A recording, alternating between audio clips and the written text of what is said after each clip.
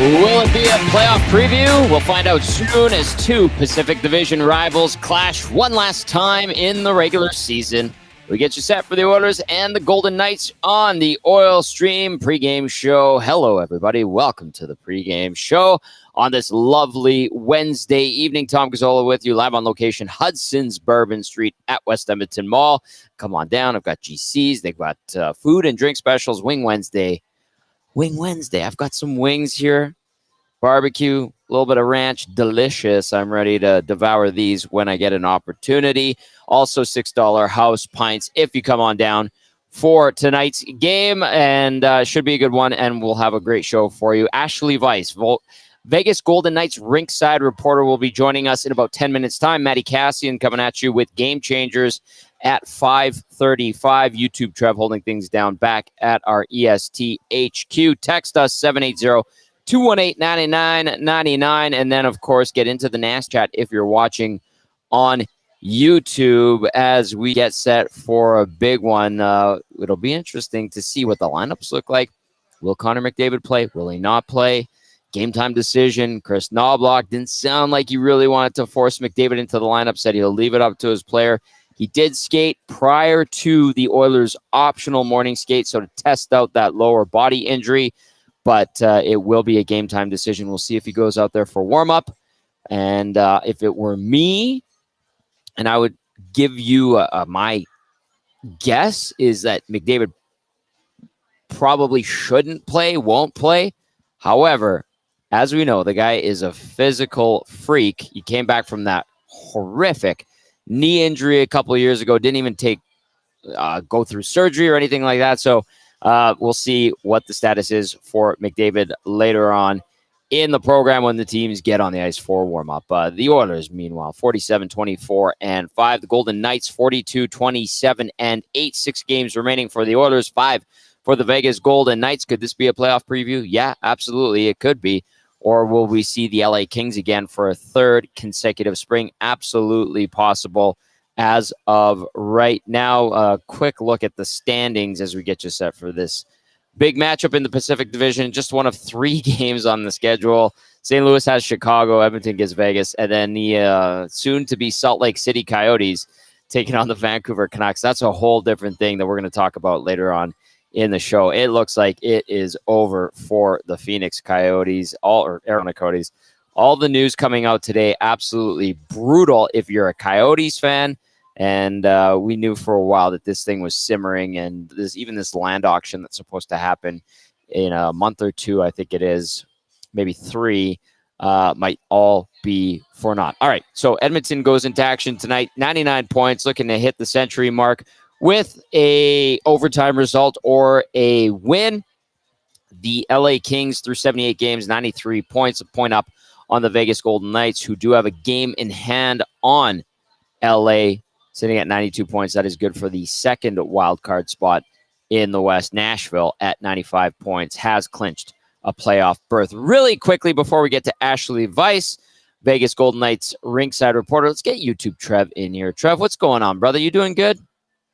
I am doing excellent, Tommy. Yeah, it's been a good day. Can you hear me? I think we're going good. I hear you, pal, loud and clear. Out of E, yeah. No, This is good. I'm super pumped. Anytime these two teams is a potential playoff matchup, I cannot wait. So I'm expecting big things. If 97 isn't in the lineup, which we're not really expecting, there's some big shoes to fill. Obviously, the best player in the world. So I as much as it sucks. Right. As much as it sucks, you don't have Connor McDavid in the lineup. This is maybe it's a good time for the McLeods of the world. Like when a player like McDavid's caliber goes out of the lineup, other players tend to step up. So I don't mind this. I feel like a lot of players get nervous when they're playing with McDavid because they just shy away and they just give him the puck. They just give him a puck. But it'll be good. I honestly think this is it's not a bad thing. And you don't want him necessarily in. And like at the end of the day, Tommy, like the Oilers are in the playoffs, yes, but I don't really want them playing 110% every single night. Save that for playoffs. Obviously you don't want to crap the bed and not come out and play. But I don't know. It's save their best playoffs or save their best hockey for playoffs. That's kind of what I'm leaning towards, Tommy. But it's going to be a good one. I cannot wait. I am right there with you, Trev. This one, I asked, and you'll hear it later on in the show. We talked to Matthias Ekholm and Chris Noblock and Ryan Nugent-Hopkins, and then Bruce Cassidy from the Vegas Golden Knights. And I know statement game might be too strong of a term, but I threw it out there. You just try to see. You bounce it off of them.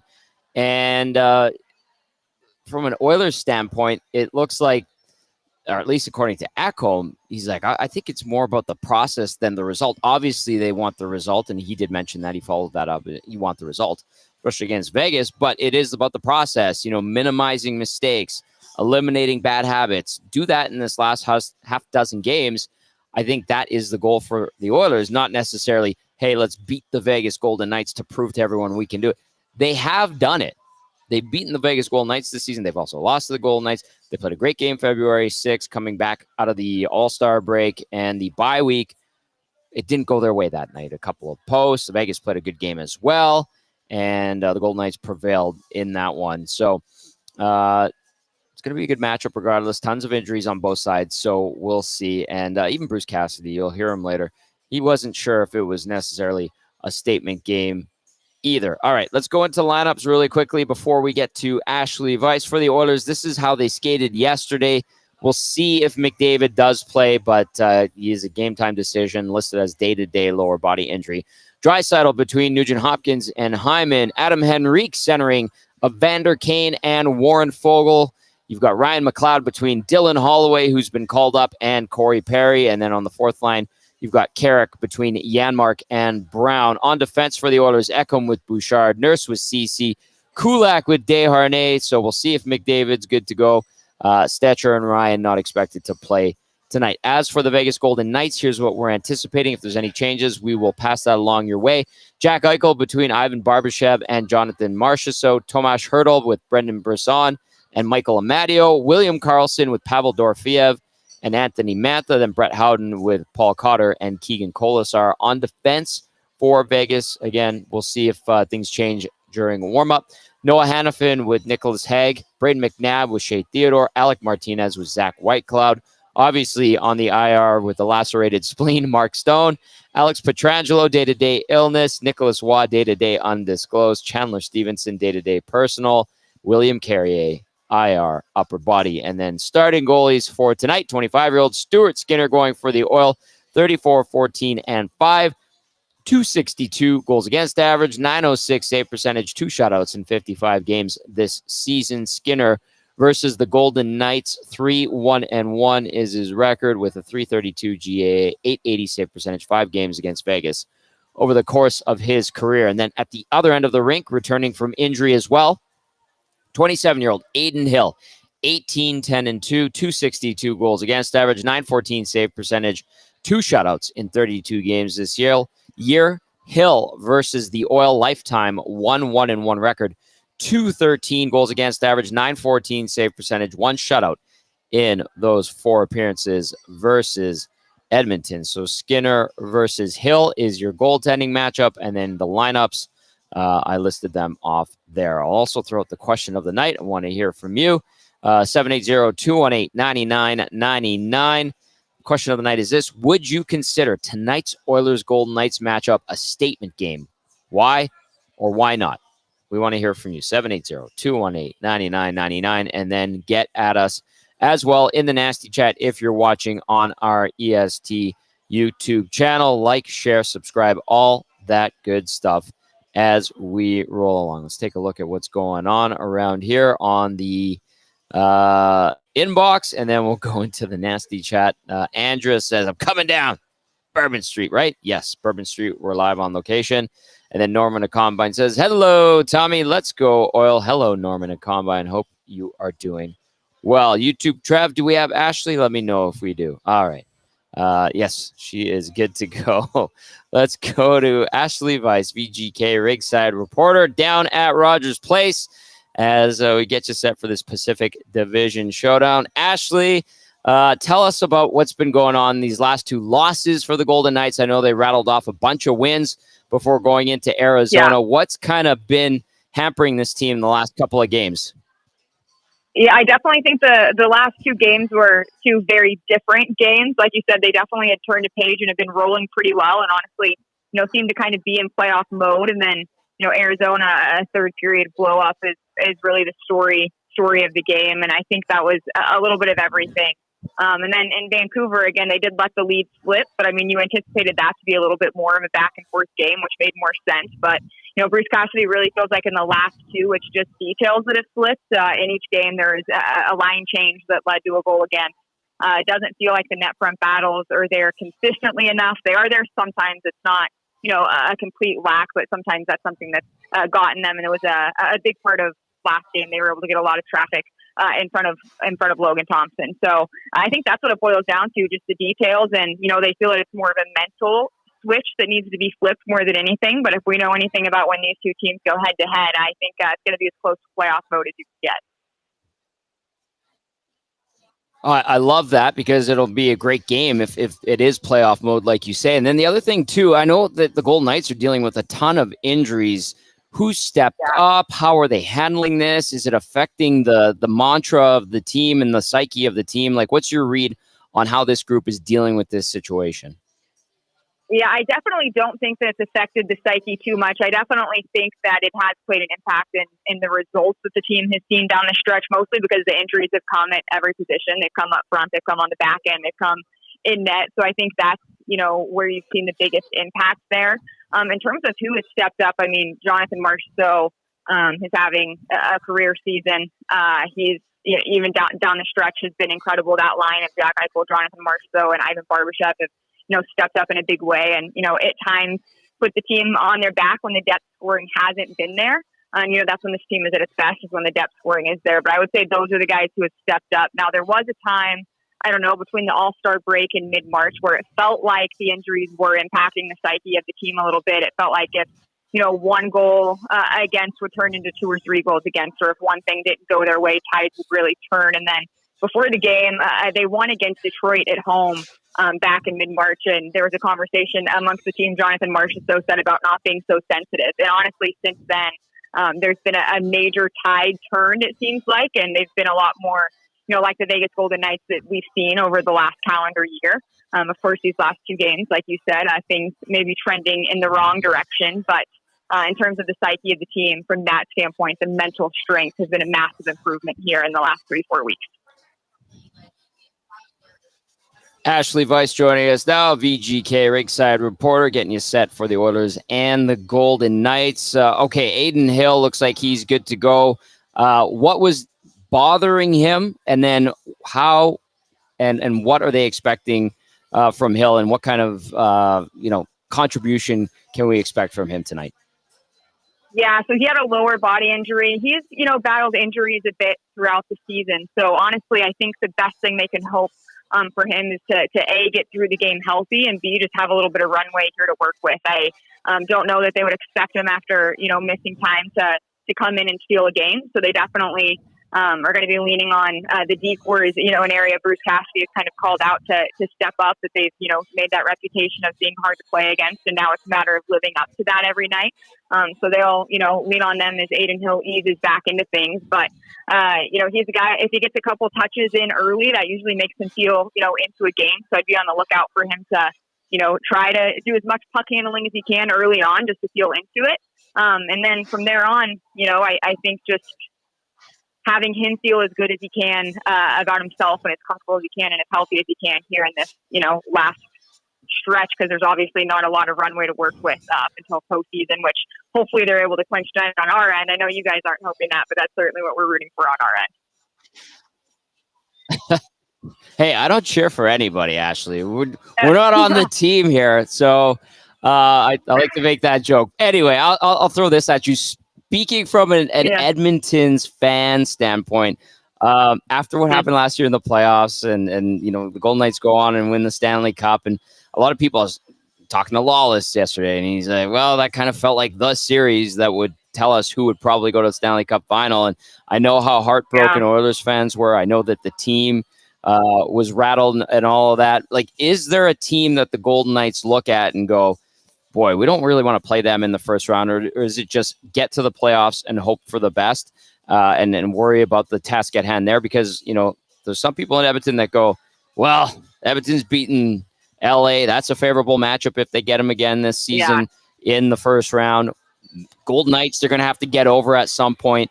How does someone from the Vegas standpoint look at what's happening in the Western Conference playoff picture? Yeah, it's a good question. I think that I believe the players and coaches when they say they're mostly just worried about getting in right now. And I think the biggest reason is because it seems like so much is still up in the air in terms of seeding in the West. So it makes sense that they want to get ahead of themselves.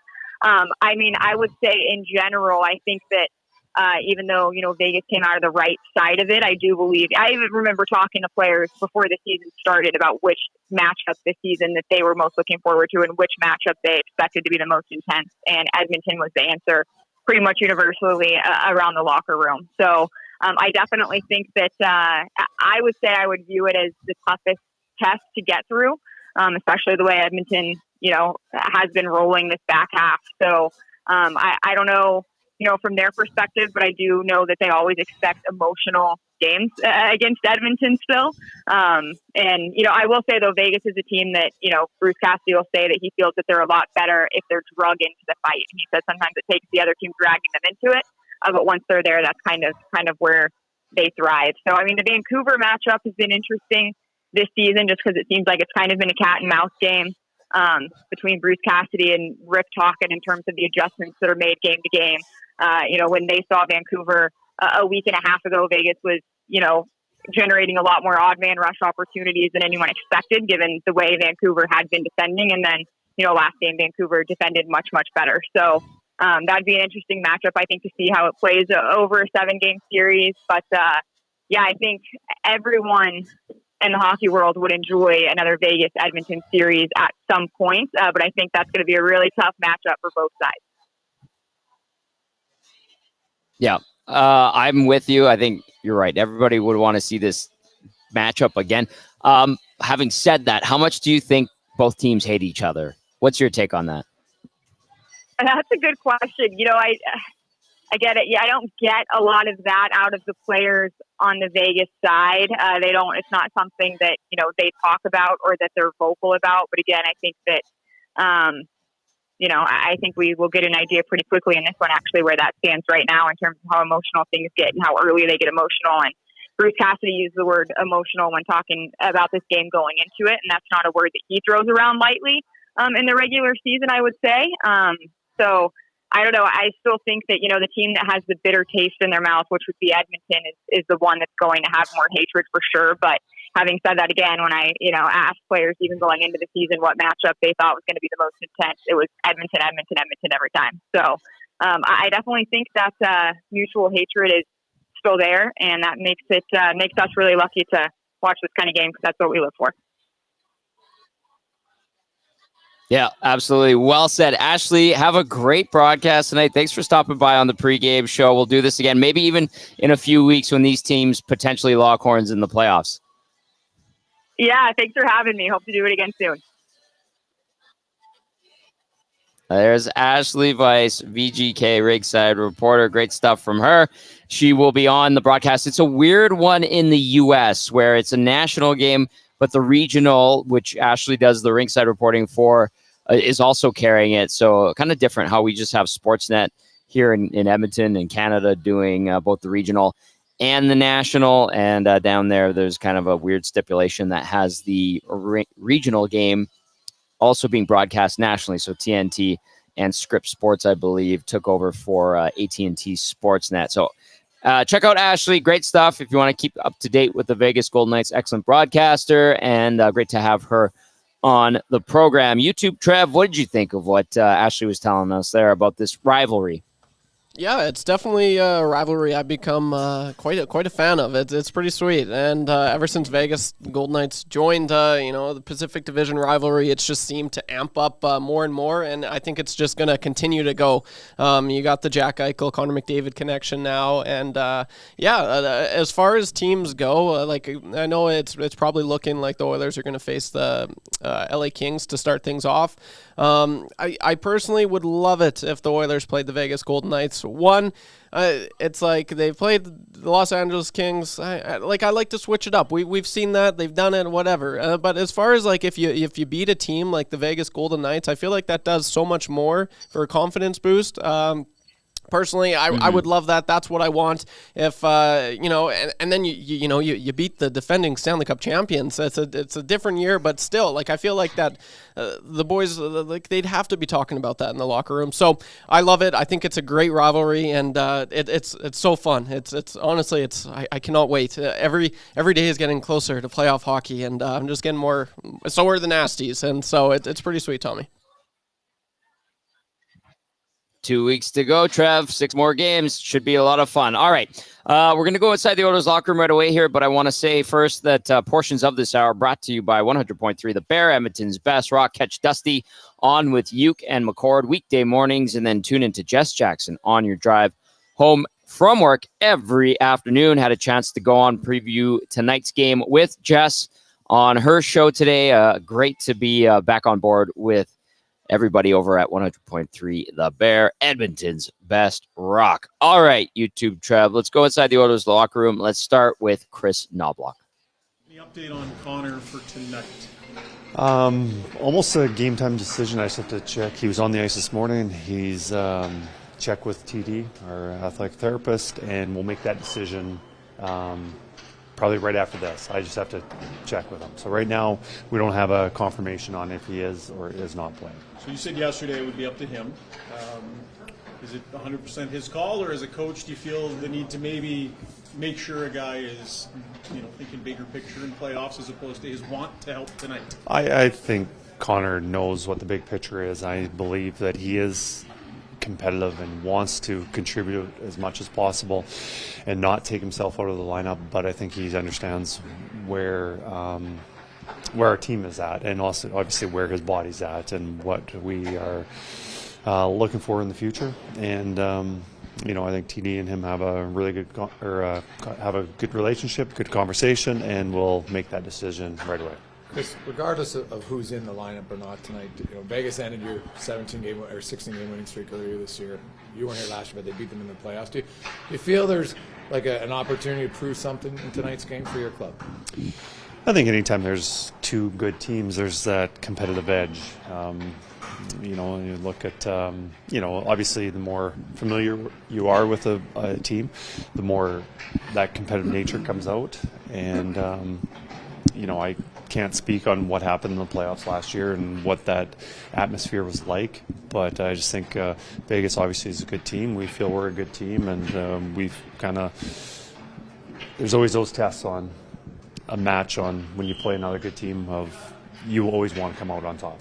Do you expect Dylan Holloway to play tonight, and if so, what are you looking for from him? Yes, Dylan is playing tonight. He's going to play on left wing and pick up where he left off. And obviously he has a lot of confidence the way he's been playing in Bakersfield, scoring some goals. And, we just like his, obviously his speed, his tenacity, being able to get in on the forward check, playing physical.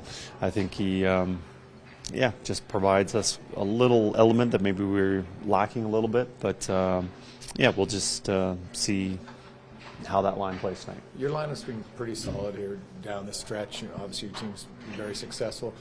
For a young guy to come up, what would he need to do to earn himself maybe a spot in that lineup in the playoffs? Is that too far ahead? Or how do you view what you would need to see from him? The biggest thing is just being hard to play against, not giving up chances defensively, and also, like I said before, with his attributes of being fast, physical. He's a very strong player, very athletic. That's hard for defensemen to chase down pucks and break it out when you know a guy like that's coming in on you, and and also chip in a little bit offensively. We're not looking to him scoring at the rate that he was in Bakersfield, but provide a little bit of offense. We think he can do that. Do you have a pretty good idea what your top couple of lines are going to look like in the playoffs, or are there still positions to be jockeyed for, one lost, that kind of thing? No, I don't think there's positions to be jockeyed. I think it's just what's the matchup is, whether we're at home, on the way, what the opposition is doing. Does the opposition have a really good shutdown line that they're going to rely on? Is there a team that feels that they have a really good defensive line that they want to match against our top line, and we're okay with that because of the ice time and what it does to their game? I think we have I know we have a pretty good or an idea of what we want, but it's going to fluctuate just on who we're playing in the situation. If we got last change or if we don't, those kind of things. Chris, fourth line, if you've been kind of rotating some guys in or out, you determine who your fourth line is, and so tell us. Well, that also depends on with Connor's situation. So we do have a pretty good idea, but it might change a little bit. So I don't want to say right now.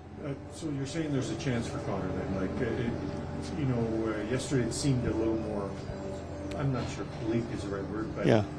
More questionable. But you're saying, well, let's see. Yeah, he was on the ice this morning. I know he did some drills, and like I said, it's questionable. We're not going to force it. I think it's best that we wait it out, but obviously if Connor says, no, it feels really good, I want to do it, but we're just sitting and wait right now. Carrick and Ryan are, they offer kind of different elements. When you look at, Carrick's a little bit bigger. Does that come into consideration for you when you look at matchups? Like, what is it between those two as your fourth line center when you look to get them in? I think they're both very good players, and they've been both contributing a lot for us. They both have a little bit different attributes, and I think we're splitting hairs to say one's going to give us this much better of a chance to win opposed to the other guy. I think it's just, what the opposition is like, how much we're going to rely on penalty kill situations and face-off matchups. I think that'll have a little bit of factor on what we need. This is the team that obviously ended the season last year, ended a streak this year, potential playoff matchup. But it's also late in the season, and everybody wants to get to the finish line reasonably healthy. I mean, do you think it would be meaningful, aside from 2 points, for your team to beat this team this late in the season? I don't think it has an effect. The last game that we played against LA, which is a very likelihood of that might be a first-round matchup.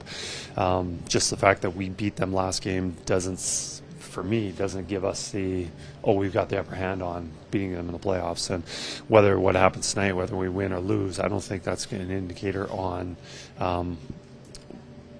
what's going to happen in the playoffs if we play Vegas. I wasn't here last year, but I believe that possibly it was the last game that Vegas and the Oilers played, and the Oilers came on the upper hand. I believe it was an exciting game, a high-scoring game, and I just don't think it has much effect on what happens in the future. All right, there was head coach Chris Noblock talking about tonight's game, talking about the Connor McDavid injury, what he thinks the result from tonight would mean overall. Doesn't think it has a huge impact, and you're going to hear from Matthias Ekholm shortly, and he kind of discussed that as well. So also interesting to hear his thoughts on the difference between Sam Carrick and Derek Ryan. Says he doesn't think that it's a huge difference. I know there were some people asking about that to us on Monday night on the Oil Stream, Monday afternoon on the Oil Stream, saying, hey, are they better with Carrick? Are they better with Ryan? And then according to the head coach, minimal differences. And I said to Dusty that show, I said, you know what? One guy gives you a little more sandpaper. The other guy gives you more awareness and skill. So depending on the situation, you play one guy over the other, and it looks like it'll be Sam Carrick tonight. Trev, what say you? As far as that, yeah, I am kind of surprised that he didn't think there was much. But like Sam Carrick, he does provide a lot more grit, you could say. But I'm not too opposed by the lineup tonight. I'm really curious to see how Dylan Holloway does. Obviously, he's kind of just been lighting it up in in the minors. So will that continue? I don't think he's going to be doing the same, but here's hoping, he's a little bit more confident. And I think we're starting to see that with Dylan Holloway. It's going to be interesting because I know he likes, just from hearing the interviews, he likes playing center a little bit more, but he's going to be slotted on the left wing on the third line tonight. That's definitely something I'm going to be keeping a keen eye on. It's going to be a good game. And as for your question of the night, Tommy, as far as this being a statement game, Yep.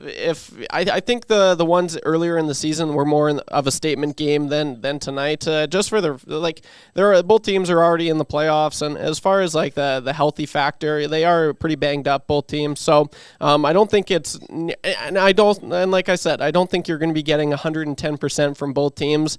So for the question of the night, I don't think it's not nearly as much of a statement game as it would be earlier in the season. Question of the night, one more time. Good reminder, Trev, is this. Would you consider tonight's Oilers-Golden Knights matchup a statement game? Why or why not? You heard Trev give his take on that. Hit us up, 780-218-9999, and then you can get at us in the EST YouTube nasty chat. That's going strong. As always, I got a couple of texts to get to here. This one says, this game tonight is one of those games to show that the Oilers are a solid team that has some depth. Edmonton steps up without its leader and keeps the race for the Pacific alive. Hashtag cup bound. There you go. There's an optimistic nasty out there. Big Uke chimes in, says beating the defending champs in the playoffs is a huge boost regardless of the circumstances. So keep those texts coming in, 780-218-9999. And then, of course, via the nasty chat, it is the Oil Stream pregame show live on location, Hudson's Bourbon Street at West Edmonton Mall. I've got some GCs to give away, some 20s. I've got the 10s here. Come be nice. I'll buy you a beer. And it is 49-cent Wing Wednesday, and then $6 house lagers and house pints available as we get set for the Oilers and the Golden Knights. You know who's here? Fergie's Prostate. Fergie's Prostate came by, so got him set up with the GC. He's ready to go. He looks very dapper today, I have to say. Good to see Fergie's Prostate. Appreciate him coming out. There he is. There he is. Oh, he's got his vest on. He's got his collared shirt. He looks great. So I think Lieutenant Eric might show up as well. All right, let's go back inside the Oilers locker room before we get to Matt Kassian. And let's hear from defenseman Matthias Ekholm. Maybe there's no Connor tonight. Just a little bit about missing him late in the season in a big game, or whether this team is maybe suited at least temporarily to try and live without the captain. Yeah, I mean, I don't know about that, whether he's in or not, but obviously losing any captain in this league would obviously be a big blow to any team, as I said. So, I mean, if that's the case, then we'll have to manage it without him. And honestly, it might be a good time for it, too, because when a guy that eats that kind of minutes, when a guy that has that kind of impact and a role on our team is not playing, then it's up to other guys to step up. And right before the playoffs, for guys to get a push on their ice time, maybe get the role elevated a little bit, could be a good thing for them as well. So it's obviously something that we don't want to go through, not having our captain in the lineup, if that's the case. But at the same time, there could be some positives from it. Matthias, do you look at this as like a statement game, maybe just because you want to send a message to the Golden Knights if you play them in the playoffs, or do you just say, no, it's late in the season, but it's another game, no big deal? Good question. I don't know. It's obviously we have a history with them. Obviously we're fighting with them when there's a possibility of a playoff matchup. So that brings some extra attention to the game. But if it's a statement game, I don't really know. We got greater things in the future than beating the Golden Knights tonight. Obviously, we want to beat them, and we're going to play our best. But at the same time, it's a time of year where we're getting ready and getting into good habits. So am I super results-driven tonight? Probably not. It's more about the process. It's about the way we play the game and get ready for what's coming. You put up some points playing some of your best hockey as an Oiler. If you think back over the last few years, would you say this is as well as you played in how long? And Where do you think that came from? Why, I think, now? Yeah, I do think that this is one of the better stretches I've had in my career. Obviously, it's been not just from the points kind of standpoint. I do feel like throughout the year there's been there was a couple months there in the middle of the season where I wasn't producing a lot, but I still felt like I was contributing to the team, and I still feel like I played some good hockey. So I think it's a testament to our team, the players that we have on them, the players that I get to play with, because it's not just me. It's a 5 or 6 man unit out there every shift I'm out there. So I play for a really good club, and we got some really good players to play with. And as of late, when you start kind of feeling it a little bit, scoring, and you're getting into that zone a little bit, you start to make some more good decisions with the puck. You shoot more. You tend to not think so much. And I think the last, month and a half has been somewhat of a result of that, of feeling good, and that you see a puck go in and you take that next shot too, because why not, right? So that's kind of been the mentality of my game as of late. At the end of last season and again at the start of the year, you talked about the need for this team to become better defensively, more consistent defensively. Now, outside of maybe a little lull after the All-Star break, it's kind of been that way. What's impressed you most about your group's commitment defensively?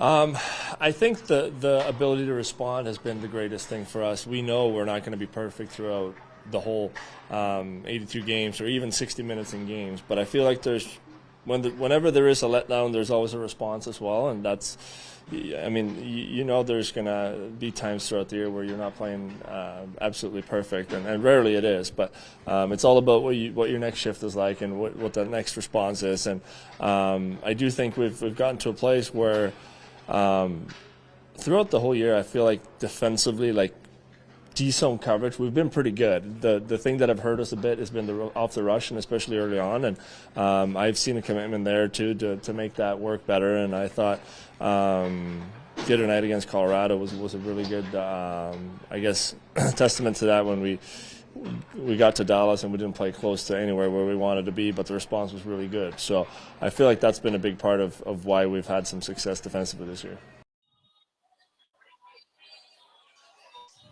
All right, there was Mattias Ekholm speaking to the media following or during the optional morning skate. Talk was all live on location, Hudson's Bourbon Street, Edmonton Mall. Matt Kassian about to join us shortly from his home studios. And then we've got YouTube Trev holding things back at ESTHQ on our city's west end. You can text us 780-218-9999. Come on down, say hi. I've got some GCs.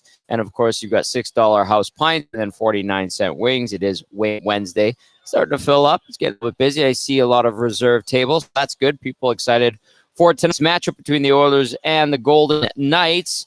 We'll go inside the Oilers locker room again later on after we get through game changers with Cass. Lots to talk about in the hockey world, and we're going to talk to Cass about the Salt Lake / Arizona stuff that has been going on. Really quickly, I want to get to this text that I saw from Big Slam Nasty, who says, here's my hot take.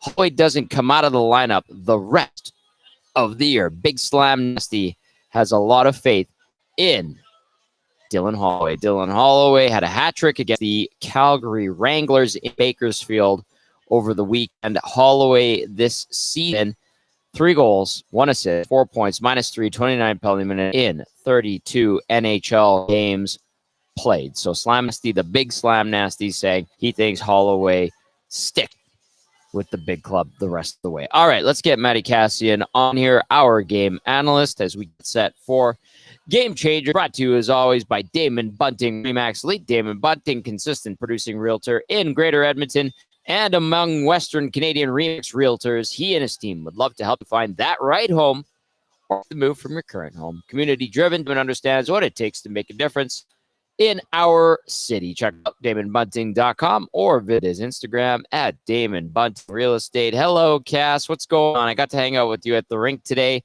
Did you have a lovely afternoon? It was quite lovely. It was good. My days are just better, Tom, when we get to hang out. Now we're hanging out virtually again, which is a good thing. So it was a good day, and I had a chance to listen to a couple pre-game interviews, had a chance to listen to a couple coaches talk and chat with a couple guys as well. So it was a good morning and a good day, Tommy. Yes, for us up here, absolutely, lots of anticipation.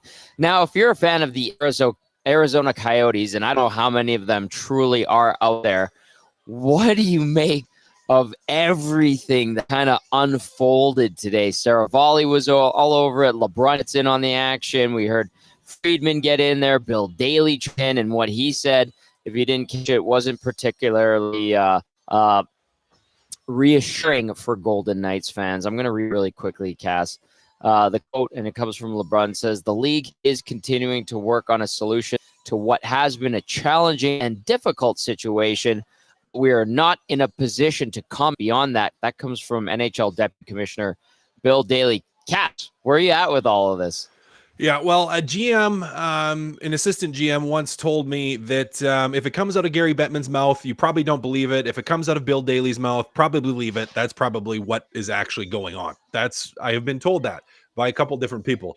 They're probably going to move. I mean, it's not like they don't have a rink, Tom. They're playing in a little college rink, and it's cute for a season, but they don't have a long-term solution. I know they're working on it, but when the Tempe deal fell through, to build a brand new rink in the casino and everything, I thought that the Arizona Coyotes franchise was on borrowed time in Arizona. So I'm not shocked by this at all. You know, we saw Salt Lake City put together an offer not too long ago to say, hey, we're ready for an expansion team. This is what we're going to do. We're all in. We're ready to do this. So it's not that surprising that it's Salt Lake City either. You know, one of the last big cities in the States, doesn't have a professional hockey franchise. So, hey, they mean business. Now, what's interesting to me is now that this is out there, there's a group out of Houston that's looking to do the same thing.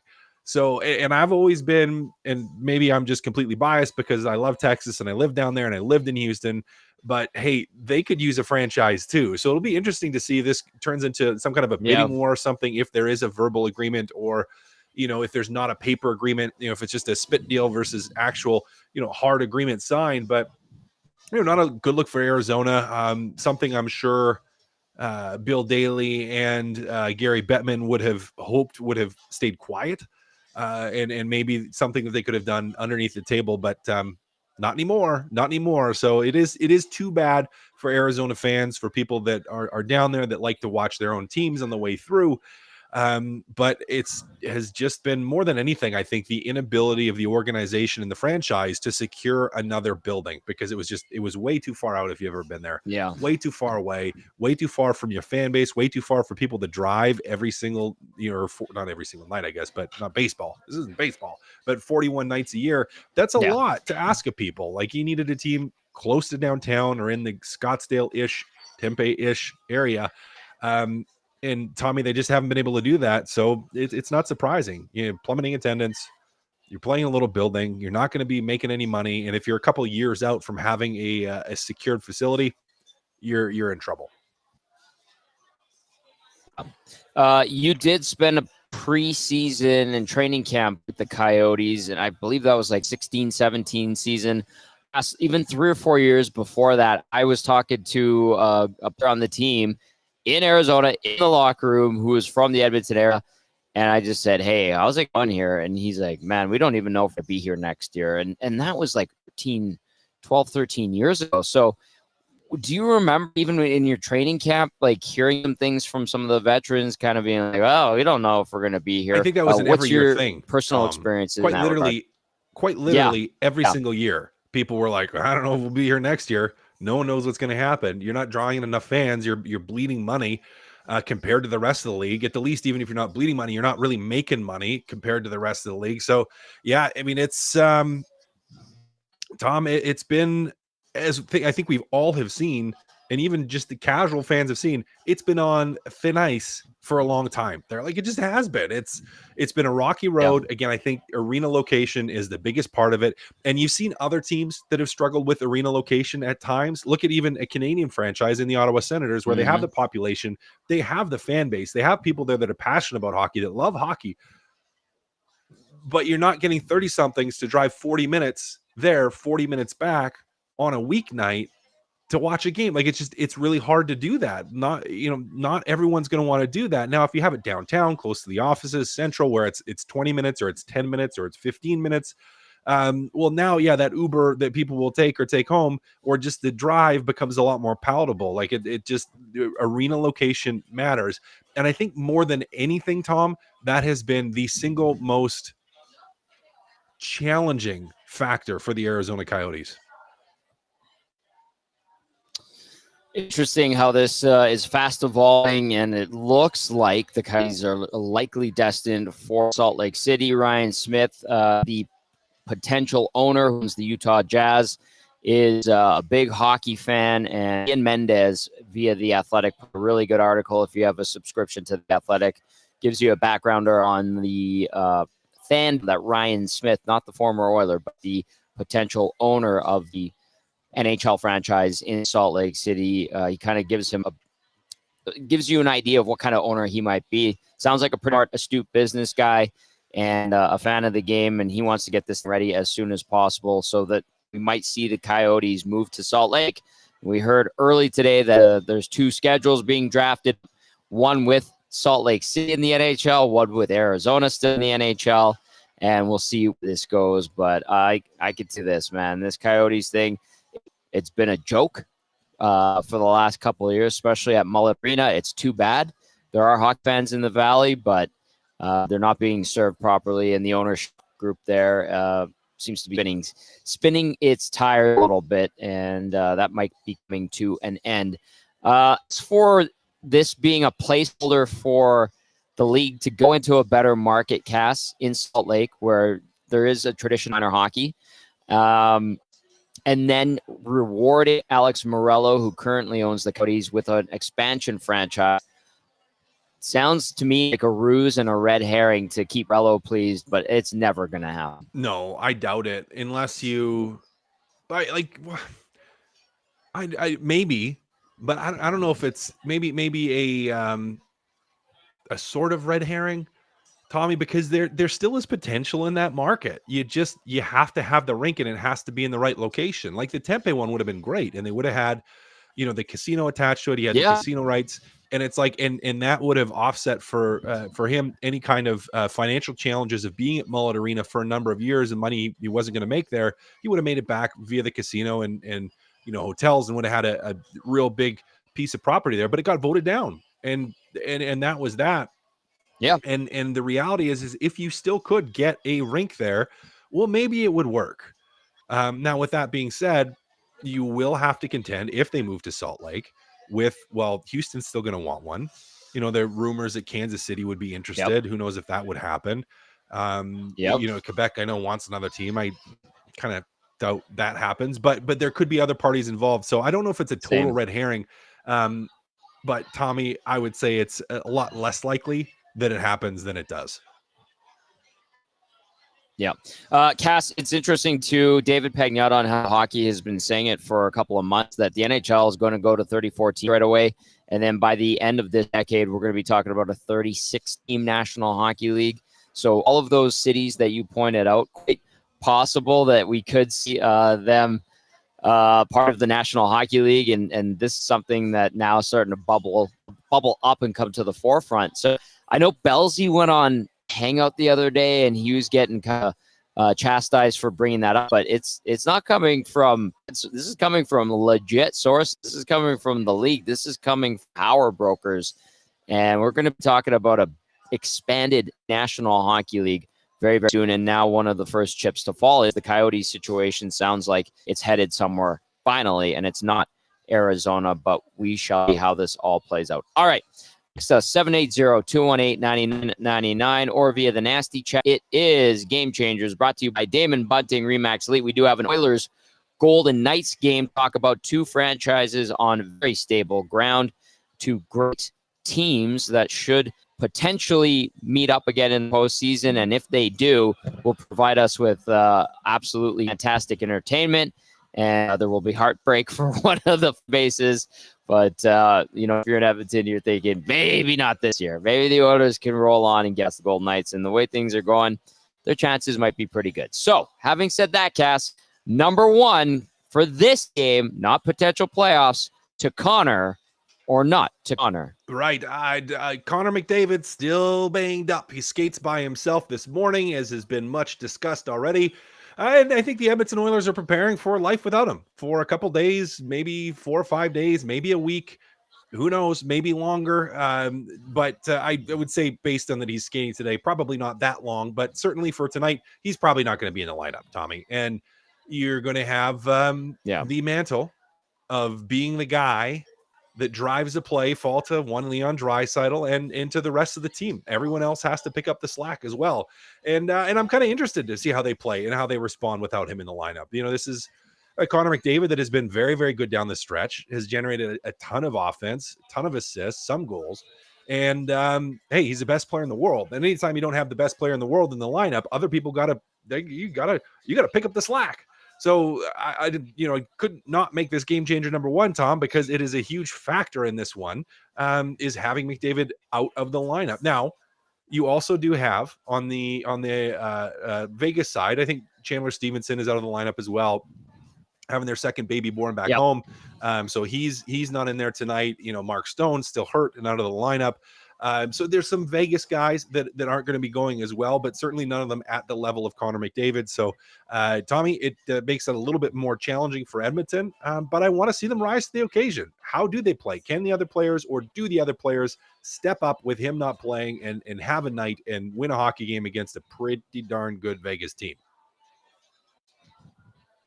It's interesting with McDavid because, like, I called him a physical freak. Like, he doesn't look like he's overwhelming people physically. He's not a bulky dude. He's a slender, fast, thin guy, but he's just an exceptional hockey player. That's incredibly fast, great hands, and great vision for the game. But Cass, like, the way he overcame that injury a few years ago that he suffered against the Flames and basically blew up his knee, didn't even have surgery. That's incredible. So I'm not discounting him, maybe pushing his body to play. I think the right thing to do here would be to rest it and give himself a few days. And listen, man, he's get that 100th assist, whatever game he plays in, right? Like, there's no point pushing it if you don't need to. No. Well, I mean, the question I've asked multiple times, and I think I even asked you this, is would you rather have, Connor McDavid guaranteed to get his 100 assists, and the team have a chance at winning the division, and have Connor McDavid not necessarily at 100%, or would you say, no, we're okay not having those things and having him at 100% heading into the playoffs? And to me, the easy answer is, have him at 100% heading into the playoffs. Now, I will agree with you that he is a freak, and I mean that in the best way possible. And I played with guys like that. Erik Karlsson, go back to the Matt Cook, and that was, I got traded after when he was in rehab and recovering from that injury. Came back way sooner than most people would, recovery wise. There's other guys in other sports. LeBron's the same way. JJ Watt was the same way. Guys that are just physical, natural athletes, and for whatever reason, their bodies just seem to recover faster. So I don't imagine he'll be out for a long period of time. But again, it's like, why risk it? Why risk it? Now, I know they said, they'll leave it up to him and him to make the decision, but I have to think it's kind of like, well, it's your decision. But if you need the day, take the day. I think there's probably a dot to that. Certainly from an organizational standpoint, because you need him healthy, Tom. You need him healthy for the playoffs. And if it's something, even if it's little, you don't want it turning into something big. You're better off just letting it recover and rest and being ready to go when the Stanley Cup playoffs start. That's a good point. We'll see when the teams hit the ice for warm up shortly. Here, all right, number one on Game Changers was to Connor or not to Connor. Number two, great one, Cass. Excellent pun. Ninja Hurdle. Yeah, the Ninja Hurdle Turtle. Just getting his feet underneath him with a new team. Kind of like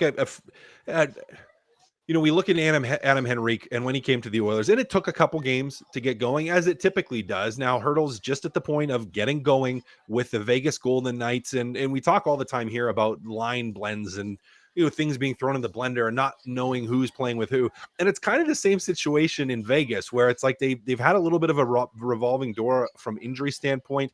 And they've had a little bit of a revolving door from a personnel standpoint. Now, Hurdle, he's listed as a center, but he does play center and wing, plays two positions. I think you could see even tonight from the Vegas Golden Knights a little bit of line juggling. Now, again, they don't have Mark Stone back, and he's going to be back for playoffs. I think the team is anticipating that he will be back at the start of playoffs. If not, game one, certainly at some point during the first series that Mark Stone will be back in action. But until then, I think the Vegas Golden Knights are going with a little bit of that tweaking here and there, trying different things from a lineup standpoint, especially with Hurdle back in the lineup now. So look for that a little bit tonight. Look to see a few different lines from the Vegas Golden Knights. You could see some different combinations. You could see Hurdle slide from center to wing as they try to really sort out where he fits in the lineup and where he's going to be most effective for this group. Tomas Hertl playing in his first game Monday with the Vegas Golden Knights after the big trade at the deadline, and he is in action tonight against the Edmonton Oilers. It is Game Changers, brought to you as always by Damon Bunting, Remax Tom Gazzola, live on location, Hudson's Bourbon Street tonight as we get set for the action. People starting to file in. All those reserved tables, there's a lot of them to fill up. Fergie's Prostate is here. Corey B. He just came by. Andrea and Jay are also here. Some nasties showing up in fine form, and a bunch of Oilers jerseys and T-shirt stuff. So people are ready to rock for tonight's game. Cass back at his satellite studios, and then you've got YouTube Trev holding things down back EST Global HQ on Edmonton's West End. All right, I'm going to read a couple texts because it leads in number 3 on Game Changers. Peter says, Tommy and Cass, what happens with the lineup if Holloway plays lights out for the next 2 games? We saw some other people say, what about Holloway? What about Holloway? Well, Cass, number 3 tonight on Game Changers is Dylan Holloway. Absolutely. Well, I don't think it's fair for us to expect him to play an absolute massive ton. Now, it looks like he's going to get a little bit of an opportunity with McLeod and Perry to play in the third line. So he could get some actual minutes. Probably not a ton, but he's been playing very well in the AHL. He gets another shot here at the NHL. Now, I think he is at this time, he is a capable NHL player. He is an NHL caliber player. He can play, and he can play on other teams aside from the Edmonton Oilers. But there's a lot of depth still in that top 6, and he's not necessarily ready to be thrown in there. He's not at this point. So I think we need to have reasonable expectations around it. Now, if he comes in and he plays lights out, particularly on a line, because we have seen, and it was more right before his injury earlier in the season, we really saw him actually pick up some momentum and play really physical. And like, man, he's playing like a physical, gritty, agitating style. And I think throwing him with Perry in particular, Perry, we already know, pulls that out of McLeod a little bit. Like he adds a little bit of grit to that line. And I'm interested to see how that affects Dylan Holloway. Now, what do you do with the lines if McDavid comes back and Holloway plays lights out? Well, you have some options. But it's going to be challenging for him to stick unless it's like so lights out that you have no choice but to keep him in the lineup, because Janmark is the guy that's probably the easy one to take out, and he penalty kills. And you need your penalty killers, and the penalty kill hasn't been great, and you want to try to get it going, and you want your regulars that are going to be killing penalties in the playoffs to be killing penalties now. So there's no easy person to take out of the lineup. You could look at Connor Brown, but then Holloway's probably playing on his offside, or Janmark is. Now you could maybe roll. I don't know. See, I'm just kind of going like, well, could you try to get one of the guys? If you sat Carrick and you sit Ryan, could Holloway play in the middle on the 4th line? But it's just, Tommy, it's tough for him to crack the lineup. It's a good lineup. It's a veteran lineup. It's a deep lineup. And barring an injury, even if he plays lights out in the next couple of games, it's going to be really tough for him to stick. We've talked about having NHL players in your lineup, building up a contender, and that usually consists of having guys that have been in the National Hockey League for a while. And I'm not going to discount the fact that I think Dylan Holloway's potential is better and could and likely will be a better, more impactful hockey player than Eric Ryan in the NHL and Carrick in the NHL. But right now, Cass, I don't think you're trying to wedge him in for the sake of getting him in, because I think they have kind of a rhythm with Carrick and Ryan, and they have trust in them. You bring up the penalty killing thing. Like, you're not just going to throw Holloway in to get him in, because potential is is greater than a couple of guys who are good grinders for you. Yep. Yep. No, I mean, hey, you're trying to put the lineup on the ice come playoff time that's going to give you the best chance of winning a cup and winning a series.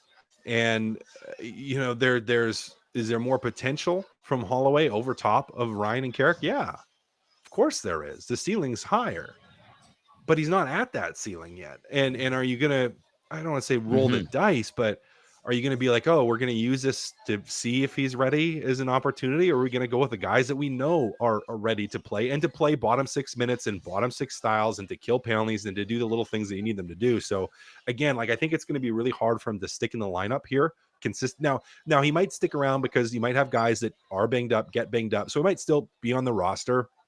He just might not play every night, and he might not get a ton of chance to play. And he's probably on the playoff roster as well with the same thing, where it's like, okay, if someone gets hurt, you want to know he's ready, that he can play, but he's not necessarily your first choice right now. And that's not a bad thing. That's not a bad thing. I mean, we for so many years, Tommy, we talked about how Edmonton was rushing too many guys. And they were rushing this player and he wasn't ready and they threw him in, and why aren't they letting him develop and marinate and get better? And it's kind of like, well, now all of a sudden it's like, well, people are like, well, why isn't the young guy playing? And it's, you're putting, and the Edmonton Oilers will do this. They will put their best lineup that they believe gives them the best chance to win on the ice every single night. And as of right now, Dylan Holloway, call it, complain about an opportunity, call it lack of opportunity, whatever you want to call it. I don't care. But the reality is he hasn't played a lot of top 6 minutes. You have too many guys where he's not going to play top 6 minutes. And he's in a depth position and needs to play as a depth player right now. And even if he plays really well as a depth player, there's other guys there, as you mentioned, which isn't a bad, horrible, evil, awful problem to have. It is not, because you have them then in the wings ready in case someone does go down with an injury. So I don't get all the, I don't know if it's necessarily anger, but people that are just like, oh, I'm really scratching my head as to why he's not playing. It's like, well, you have reliable fourth line guys that are playing center that are comfortable being in and out of the lineup that don't need to play top 6 minutes that kill penalties. So that's what you're going to go with, because it makes more sense and probably gives you a better chance to win right now. Yeah, well said. Matt Kassian with us for Game Changers right here on the Oil Stream pregame show. And Cass, no Connor McDavid on the ice for warm-up as you crack a McCain Jr. juice. So there you go. He's not going to play. And there was a text that I ran out of Bubblies, so I needed something. They're still delicious. There's nothing wrong with that. This text that I'm going to read, it's one that I've seen a few thinking, and the rationale is kind of the same, but I kind of wanted to throw it your way and see what you think of this. And this text comes in, says, I wonder if McDavid plays tonight just at 100 assists before Kucherov, then takes the rest of the season off. Well, we know he's not playing because he's not on the ice for warm-up. That was my hunch all along.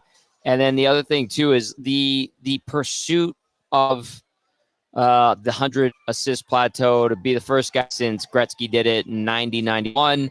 I don't know if that necessarily means as much McDavid, and especially if Kucherov gets it. Like, where do you think, or from what you know from high-level players, elite-level players, like, how do they kind of analyze and look at those types of milestones, those personal accolades that they can achieve? Because to me, all we hear from David is, I just want to win the Stanley Cup. Oh, he'll get his 100th assist when he plays the second or third last game of the year or whatever. Yeah, I mean, he's probably going to get it.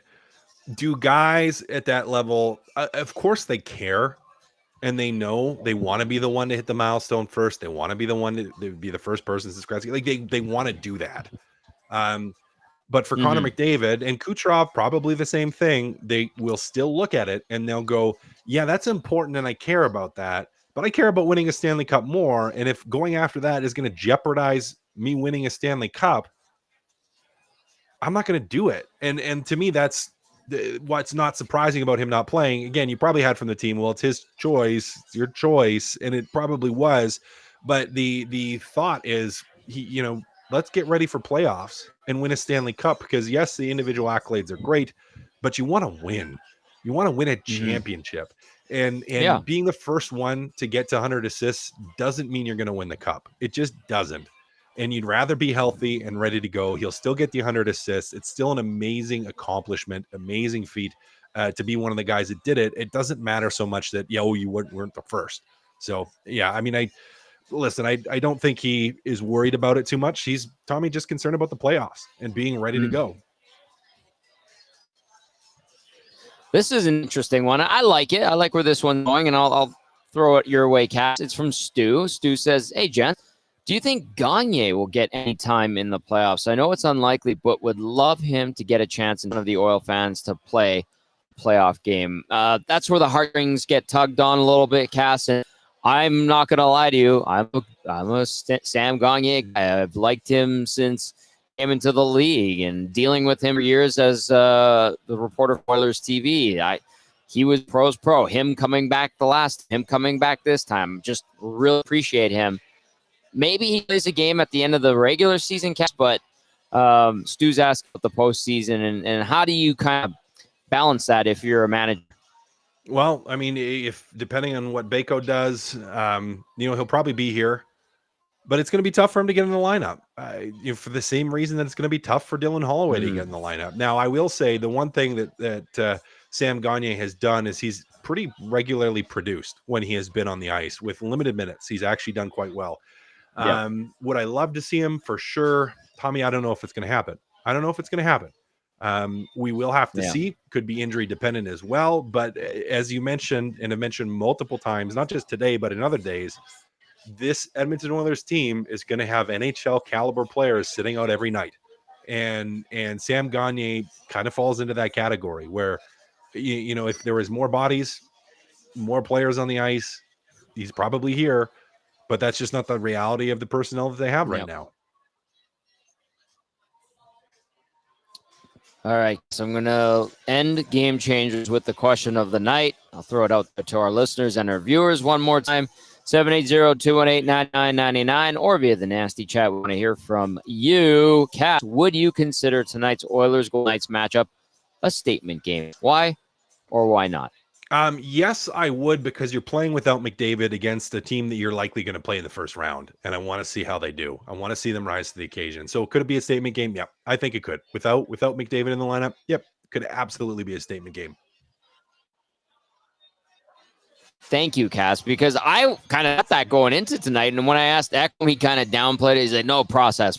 And even Bruce Cassidy, when I asked him, like, well, we're worried about getting it to the playoffs. I could see, because we can turn it into a rivalry, absolutely, where it can cranked up and the heat gets really, really hot. But no, we're not looking at a statement game. So it was interesting to bounce off of them, but I'm with you. It's kind of, Tommy, still kind of is.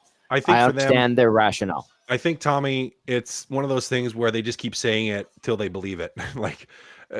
Right? Like where it's like, I'm just going to keep repeating this, and this is what I'm going to tell my team because this is how I want them to approach it. But it's still, to me, right. You can say that all you want, whether you're Ekholm or whether you're Cassidy. It could be a statement game. It can absolutely be one, no matter how much they deny that it could be. Amen, brother. Amen, Cass. Great stuff. As always, catch up with you on the post-game show. Sounds good, buddy.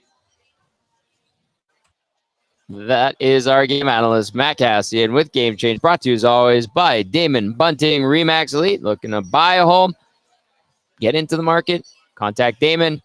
Or if you're looking to sell, also contact Damon. Damon Bunting Real Estate and DamonBunting.com if you want to contact him and take care of business, as we like to say. So that was Game Changers for Damon Bunting Remax Elite. All right, YouTube Trev, let's go back inside the Oilers locker room and hear from Ryan Nugent-Hopkins. So let's say we do that. Sounds good, Tommy. Here he is. Big news coming out of yesterday with Connor. We still don't know for sure, but it appeared that he's likely to miss a game or two.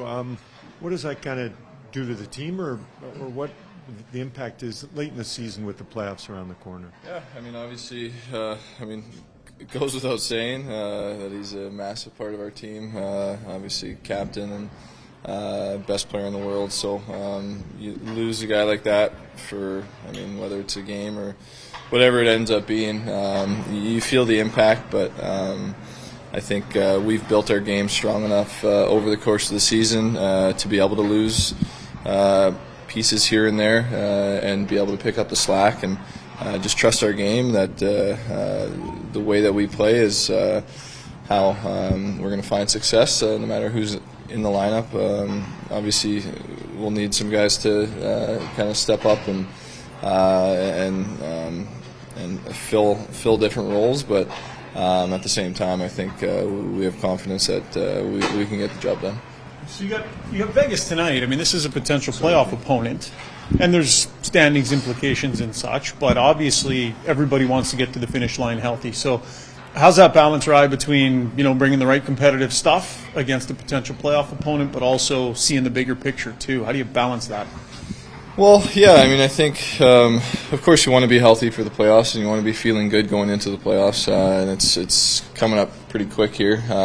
But like you said, I mean, it's a good test for us tonight. I'm sure there will still be some jockeying for position as far as who we're going to end up playing and whatnot. We can't worry too much about that. We just go in every night trying to keep improving our game and trying to collect points and win games. I mean, at the end of the day, you want to keep winning and create that feeling of winning going into the playoffs. And I think that's the important part. But yeah, I mean, obviously, if there's something that you need to take care of, now's the time to do it too. How about chemistry, kind of in your top 2 or 3 lines? So Chris has moved things around a little bit. There's been some consistency there, but you've added new players too. What do you think about kind of the dynamic that you guys have, the options you have? But at the same time, it's been moved around a fair amount, so there doesn't seem to be set necessarily.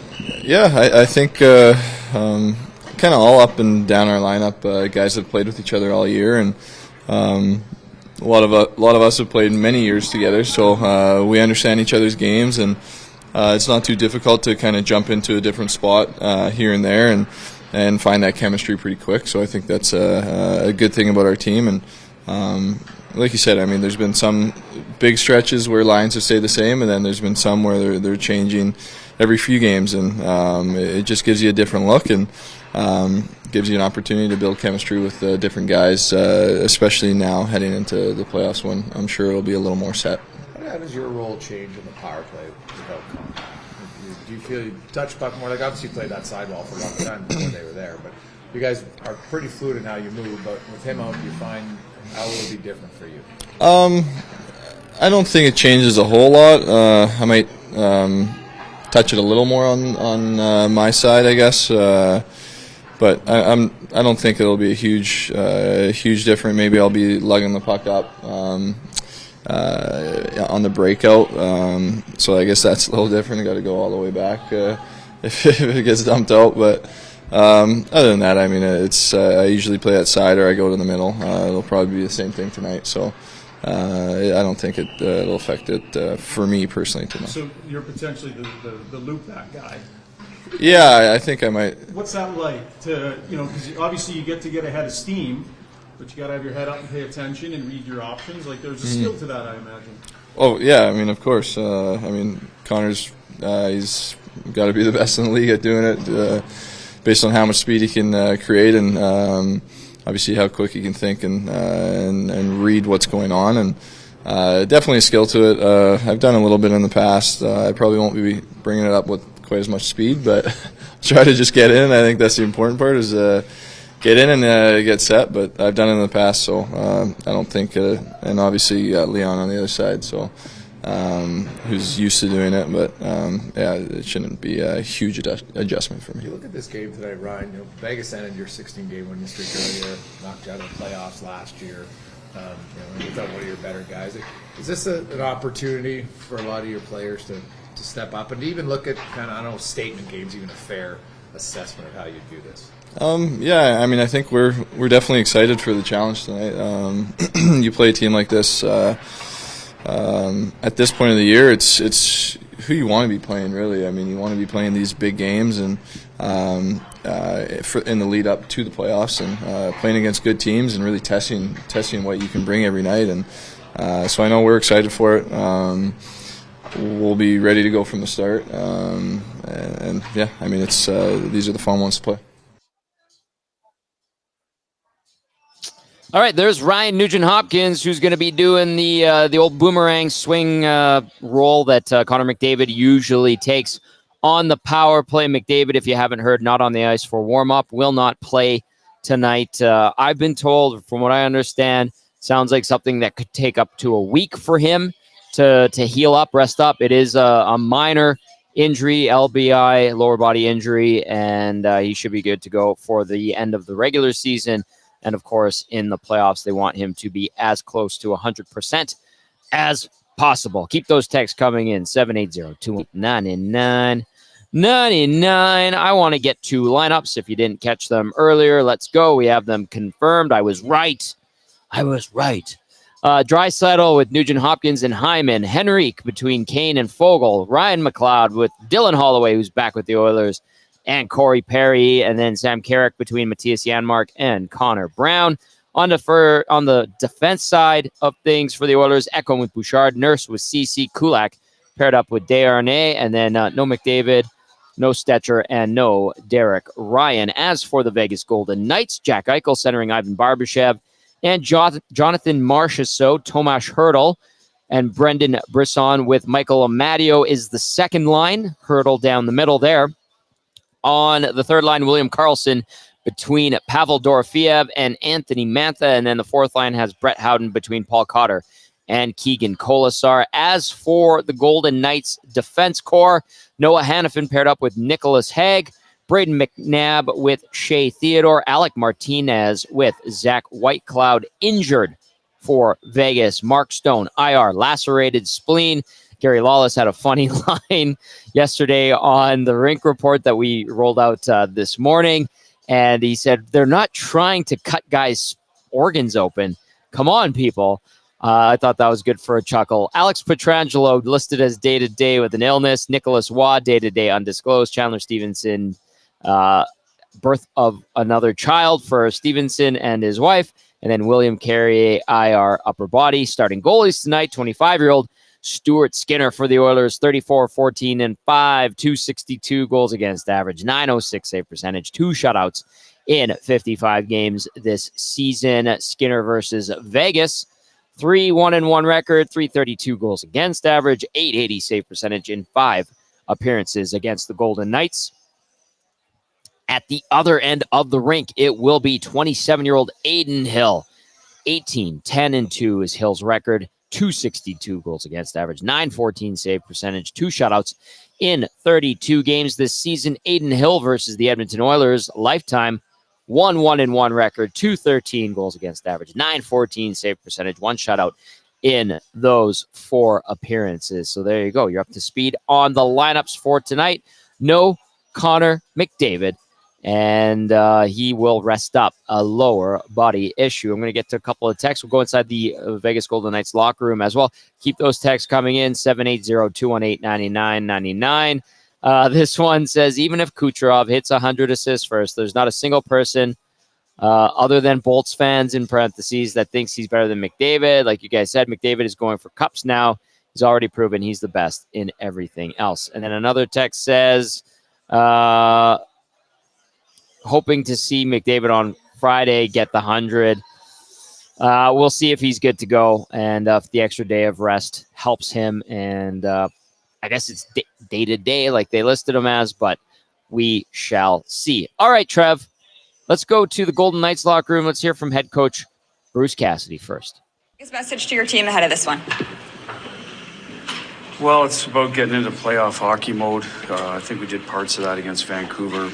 Parts of our details weren't there, so we talked about that yesterday, taking care of those things. Being harder to play against, especially down low against good offensive players. Vancouver's really good with those own possession. Edmonton's, I think, the best, so be a good test for us down there and make sure we can separate some people from pucks and get going the other way. Aiden Hill, first off the ice, is he good to go? Yeah, he's going to go. We weren't sure coming into the trip how he just joined the team whenever it was on the weekend before we left, so we knew we had to get him in. So tonight's going to be the night. Bruce, talking to the guys over there, asked, is this maybe a potential statement game? You two could meet in the playoffs again.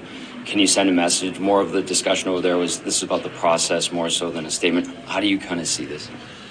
Yeah, I don't know if it'd be a statement game, to be honest. We I think we know what each team knows what the other's all about. So I think this late in the year, Edmonton's in. They're trying to figure out who their opponent is. We've got to take care of business to get in and figure out who our opponent is. So I wouldn't say it's a statement game. Now, can it get heated up? Of course, right? Just because of the history between the two teams. But I think they have a purpose. Take out the 2 points for each team. While they're playing, call it the process. We have a purpose of tidying up our game, getting our game ready for what's required down the road. And to take care of business. We haven't done that yet to get in, so that's where we're at. Bruce, what do you I know it wasn't the series you would remember the most from last year, but when you think back on the Edmonton series, what was it that, what made you guys better in the end? What did you do that got you out the back end of that series? I don't know if there's one thing. We came in and took care of business in Game 6, obviously. I think, if I remember, we scored early, then got behind, and then they had a good second period. Marchessault got 3 goals, I think it was. So, but if you look out through the whole series, I thought we got better in certain areas that Edmonton was really good at. We got better on the penalty kill. I think the first game we gave up, Draisaitl had 4 goals, if I'm not mistaken. I think their power play was humming. So we got better at taking away some of McDavid's ice and options as it went along. I don't think you can ever take a guy like that out of a series, but you can minimize damage. I thought that's what we did. We matched intensity, but they would say the same thing. I thought it was on both sides, a very physical, sort of nasty affair at times. And then usually it comes down to a big save and a timely goal. And we ended up on the right side of those, I think, as it went along. You've been part of a lot of teams going to the playoffs, really good teams, maybe teams that snuck in. Tell me your theory and your philosophy on, as you're going into playoffs with matchups, do you stress over who you're going to play? Does it matter? What do you think? No, I think for us, I'll talk about this year and last year because it's the most recent. And you go back to Boston, we had good centermen that matched up well. Like Bergeron, Krejci, Charlie Coyle were all good. We had a fourth-line guys. I'll go back to Sean Corrali as a fourth-line guy that played well for us. That's like last year. We had centermen that could play against anybody. Did we prefer a certain matchup in certain situations? Yes. But I think a lot of times the playoffs don't really start. You do all this preparation before, and then it doesn't really start till game 1's done. Okay, this is what it's going to be all about. This is how they're using their guys. Now you start delving into a little bit of that stuff. I mean, that's how I've found it's gone. You spend a lot of time before, and they're going to do this, and this is their tendencies of playoffs start, and all of a sudden.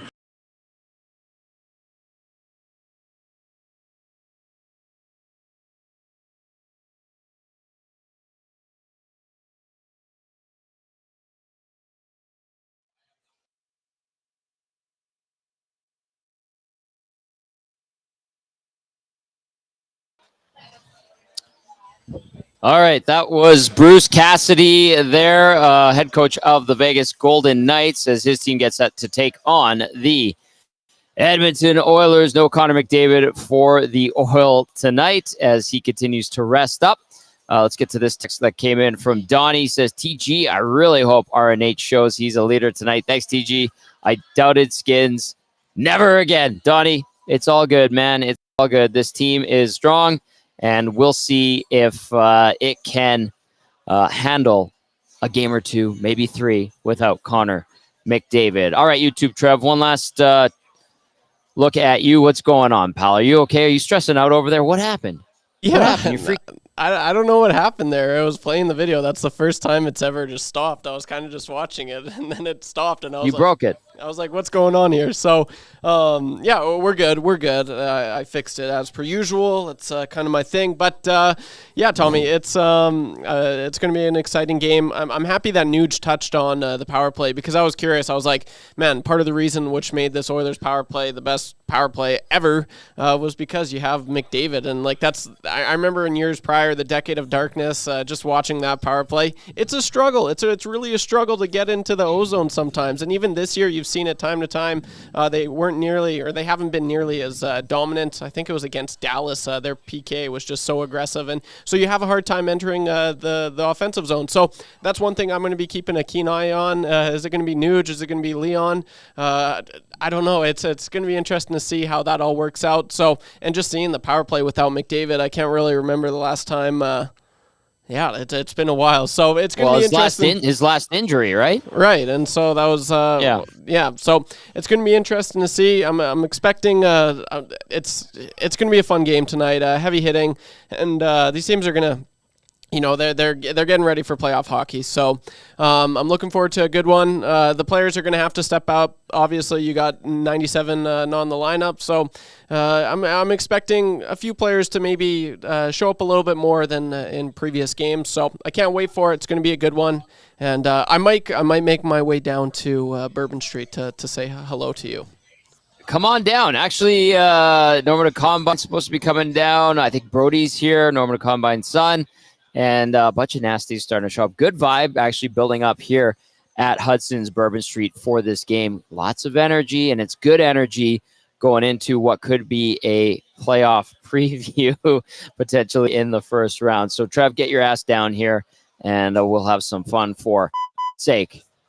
I like that. All right, that's going to do it for the Oil Stream pregame show. A big thank you to Ashley Weiss from the Vegas Golden Knights regional broadcast. Great stuff from her. She's the Rinkside Reporter. Check her out on X, a.k.a. Twitter. And then, as always, big thank you to everybody who watched, everybody who listened. For YouTube, Trev and Matt Kassian, I'm Tom Gazzola saying enjoy the Oilers and the Golden Knights. We will catch you on the Oil Stream post-game show. Ciao for now.